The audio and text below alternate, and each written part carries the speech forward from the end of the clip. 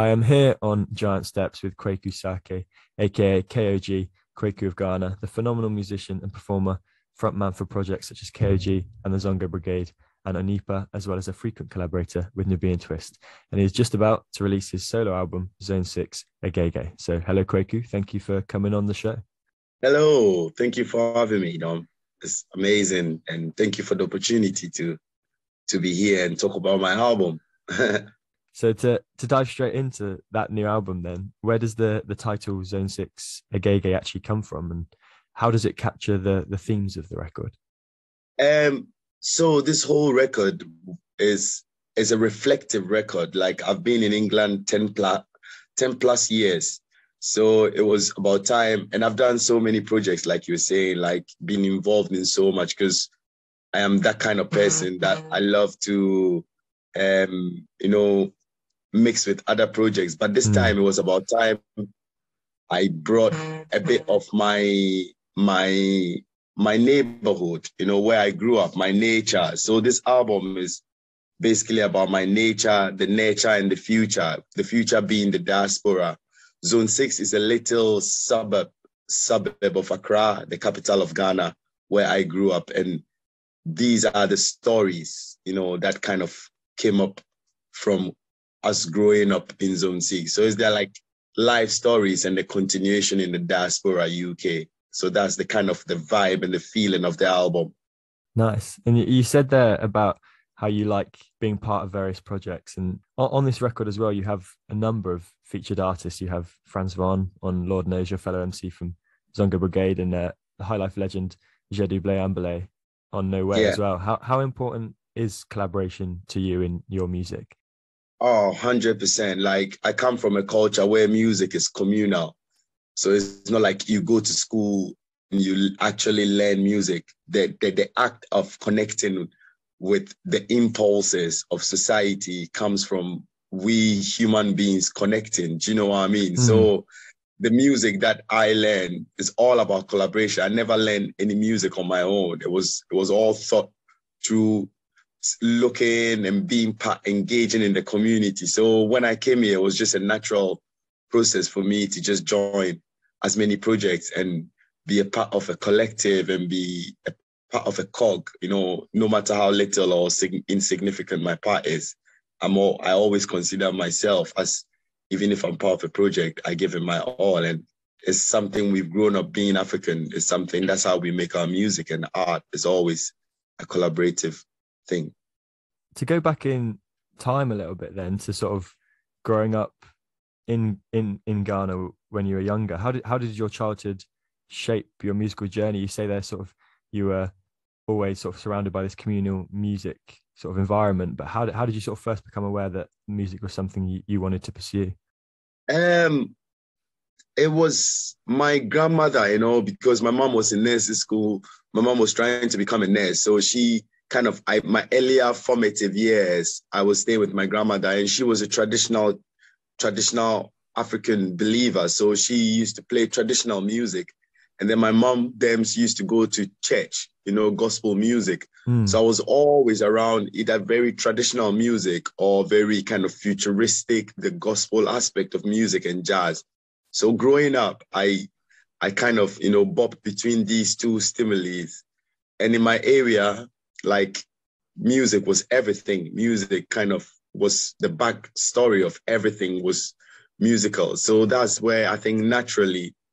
And my dad also used to collect records from all over the world. So he would just put records on. So my introduction to music was subconscious, but it was quite kind of consistent because I was always in that environment, that artistic environment of music and performing. We started being in choirs and performing in school bands at a very, very young age, and being on stage and, performing to crowds really, really at a young stage, and dancing in front of thousands of people.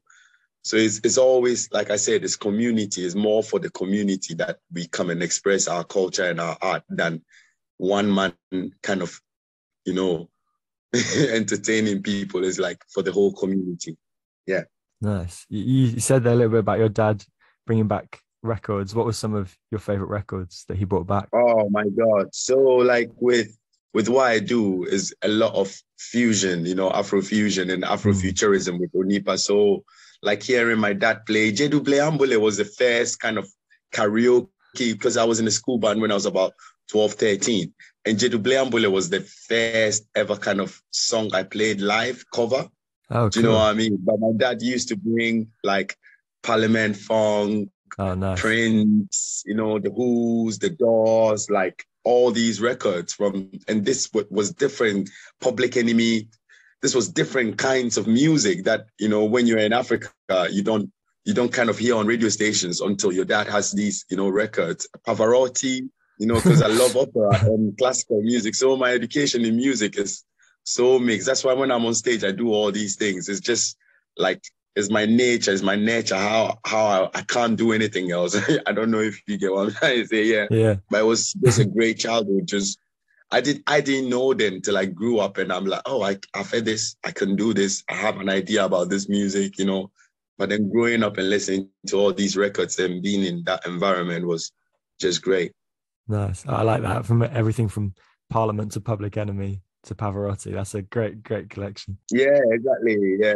Exactly. So that's why I represent my art like that. You know, if you've seen my art, it's everything on the table.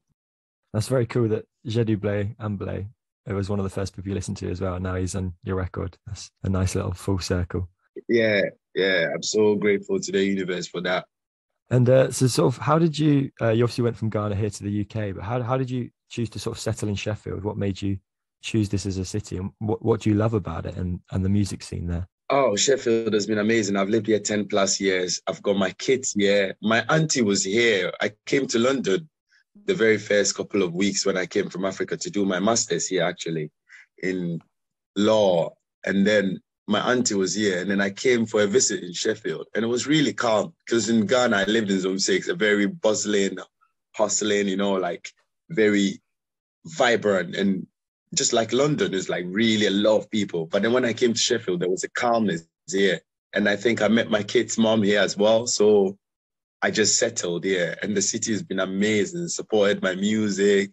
I started my first couple of bands here, you know, Zongo Brigade is here. And Onipa is now here. Like, it's an amazing city, and it's been kind of having that kind of calmness and having a very settled place to live kind of helps your career as well. And I'm really grateful to the people of Sheffield and everybody who's kind of helped me along the way and through this journey, I suppose. Yeah.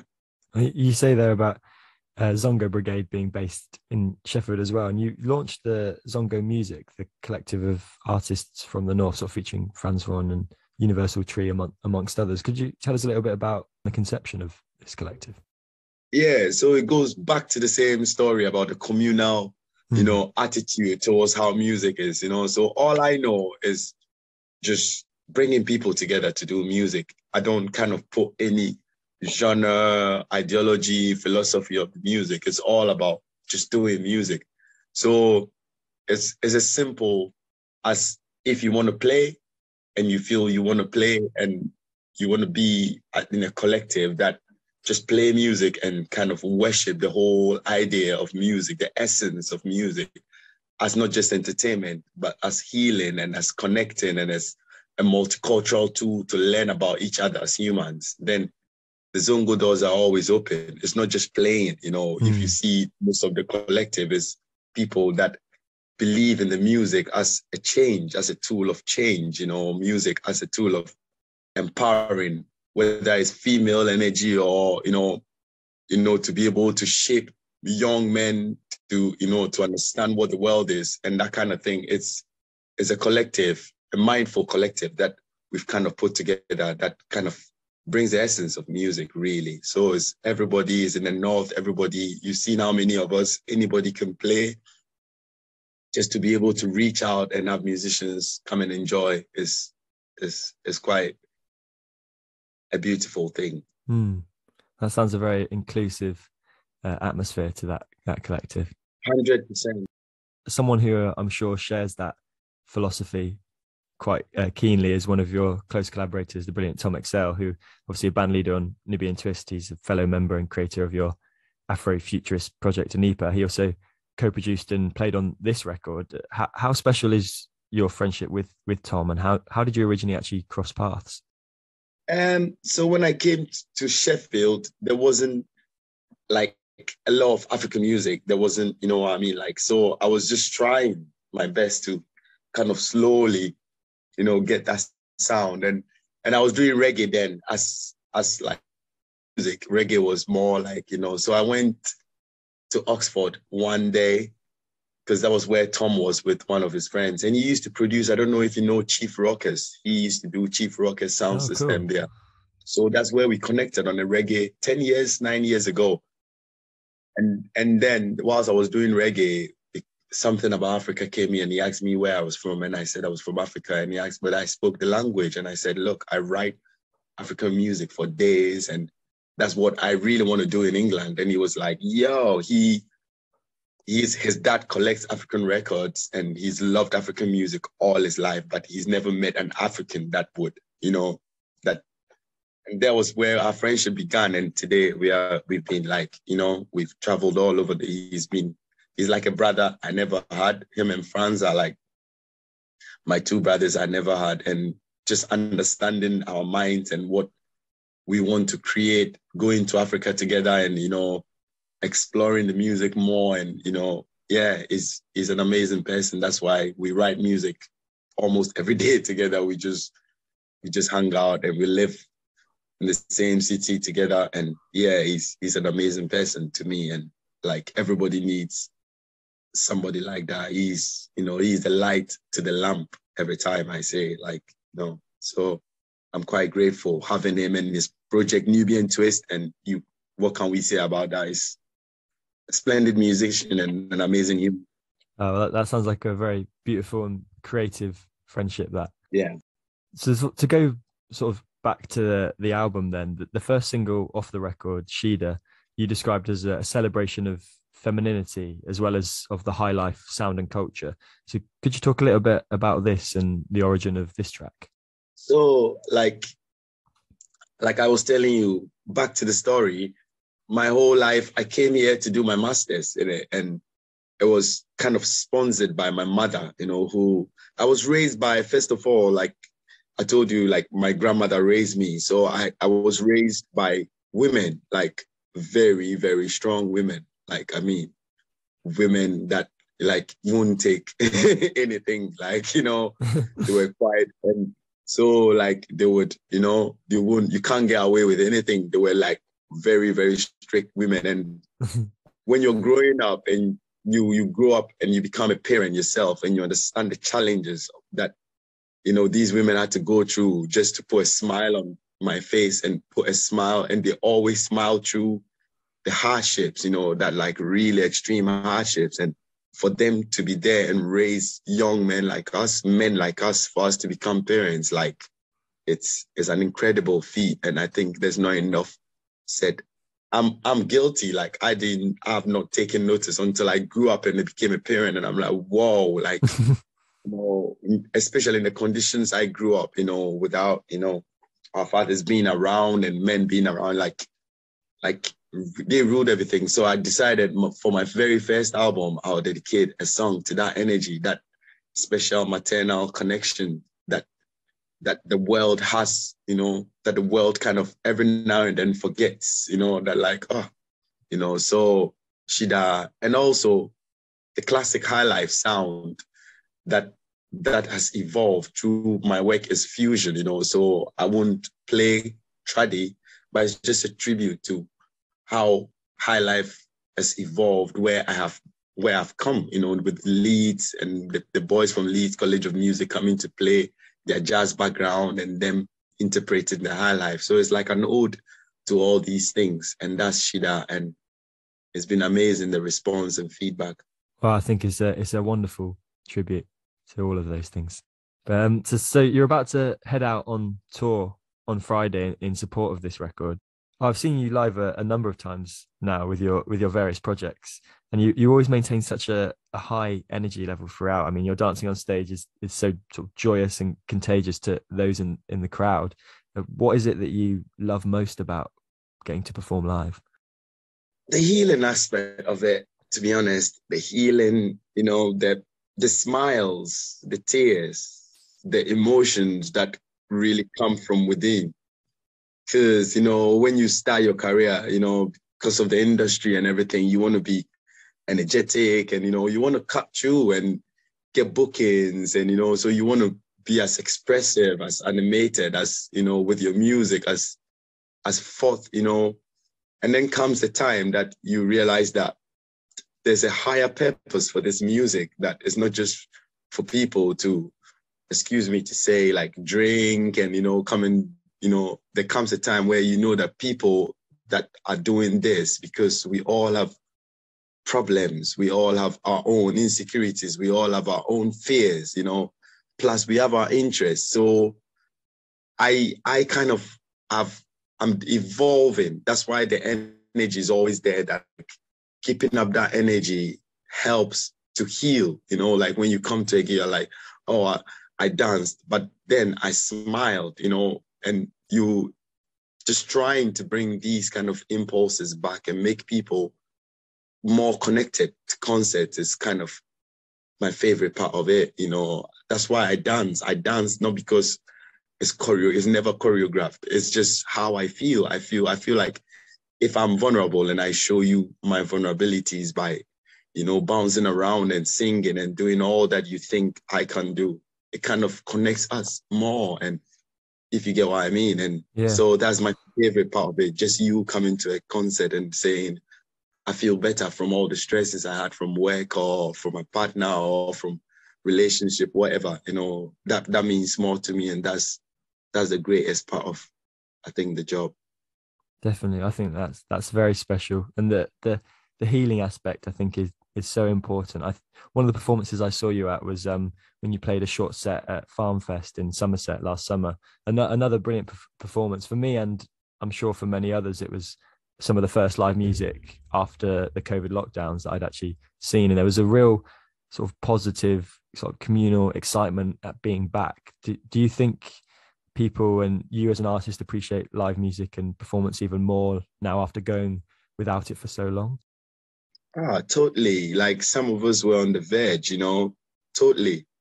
Like playing to people is like exchange of energy, as much as they harness that energy from stage, you harness more, the shouts, the scream, the faces, all the senses, the bodily, the sweat. And it's something we do, not because, like I said, for the financial benefit. It's more as well mental, mindfulness, because you need art, so ever so grateful that it's all coming back and people even have built up even more. We've become more grateful for live music, people engaging more and people not taking it for granted anymore, that like this was a very kind of significant and a very important part of our livelihood, not just with financially, but like our livelihood, mentally, that was taken away. So we should respect it and guard it more. And, so yeah, I can see a change in performances and attendance to gigs, and it's been incredible. How do you actually prepare for a live show? Do you have any pre-gig rituals? I don't, like everybody, people that know me will tell you, I'll do like, the odd jumps and like warm my voice, and because it's quite energetic, like somewhere depends on the set, but I'm mostly in my head most of the time, because I believe like I'm different, like in a more meditative mood, more reflective, more kind of calculated and guarded, which is all kind of intuitive, isn't it? It's more inside you. I'm more in myself and in my head, more like kind of planning how it's gonna, like what I'm gonna do, what I want to sing, where I want the spirits to guide me. It's more kind of a spiritual.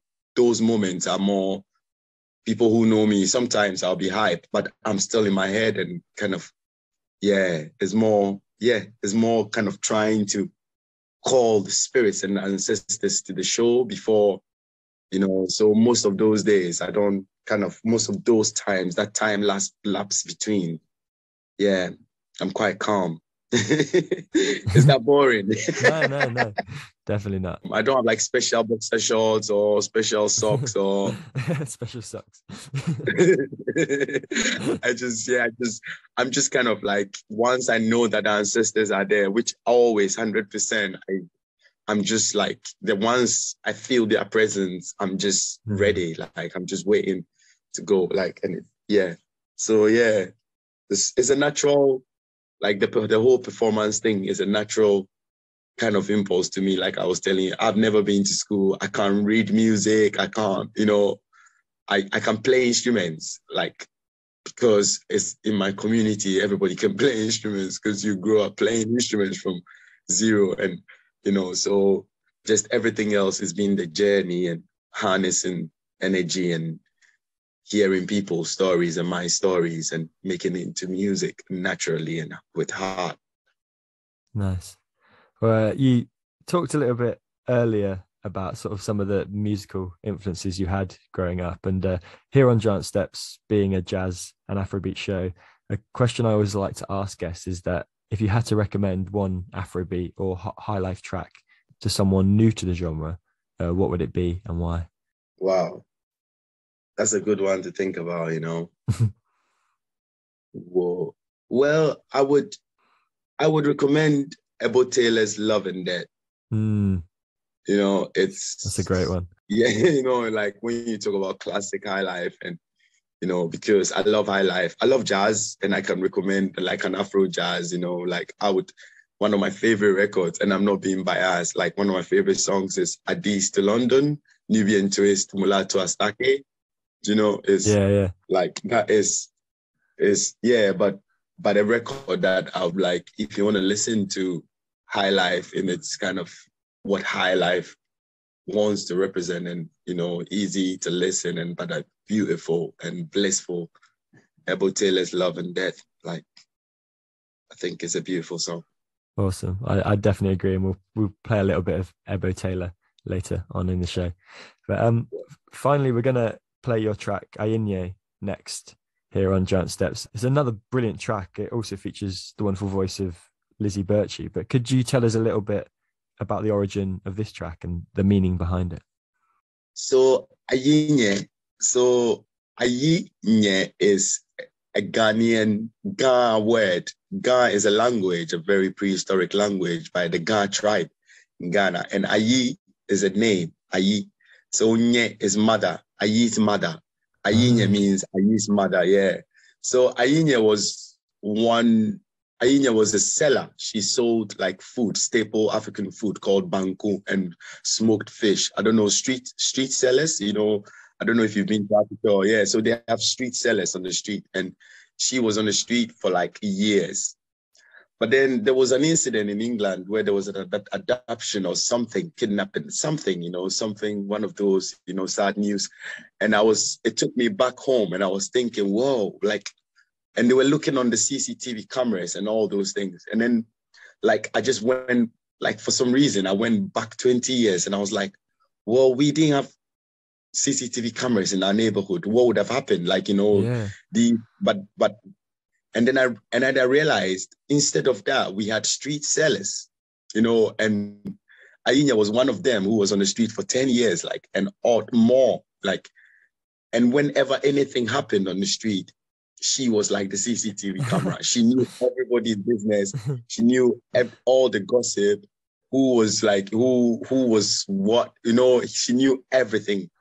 So, that comparison, I decided, whoa, like this, that's how my brain works. There must be something there. Like, if my mom told me not to go play football and I go play football, Ayinya would be the first person to report me to my mom. Like, yeah, like she was like not a snitch, but in that way, she was like our second parent. She was like the neighborhood hawk. Do you know what I mean? Yeah. But then society puts these people in the periphery that you almost never see these kind of positive attributes they bring to the society, because we consider them as poor because they're out on the street selling. You don't even talk to them. Some of them, you know what I mean? So, and so it brought me back to like, back to community and connection. And I'm like, the people that sell on our streets, licensed shops, we should make an effort to actually get to know all these people, ask them, and create that. That's where community begins. The people that sit on the bus stop, the lollipop lady, all these people. You sound the bus, your bus driver,